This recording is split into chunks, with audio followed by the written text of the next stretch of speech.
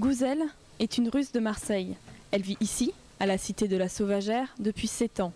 Et pour elle, les préparatifs de Noël ne sont pas terminés. Noël et jour de l'an se confondent, selon la tradition russe. Une tradition à adapter à la cité phocéenne, mais pas si éloignée de l'ambiance de notre Nouvel An. Le Nouvel An, on sort de chez nous pour fêter la fête dans les rues, en chantant, en dansant, en se rencontrant.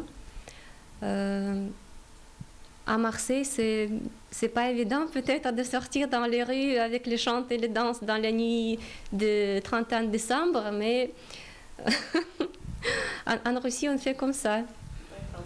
Le 31 décembre prochain, Gouzel et ses compatriotes suivront le rituel russe à la lettre. Repas et discours du président russe, mais le clou de la soirée sera bien sûr les 12 coups de minuit du Kremlin.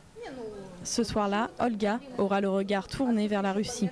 C'est toujours l'occasion de se rappeler un petit peu comment c'était avant, mais on n'est pas trop dépaysé maintenant avec Internet et la possibilité d'avoir les chaînes russes, c'est-à-dire avec le discours et les 12 coups de minuit qui nous manquaient tellement là où on n'avait pas les chaînes. Et les grands gagnants de cette double culture, ce sont les enfants russes.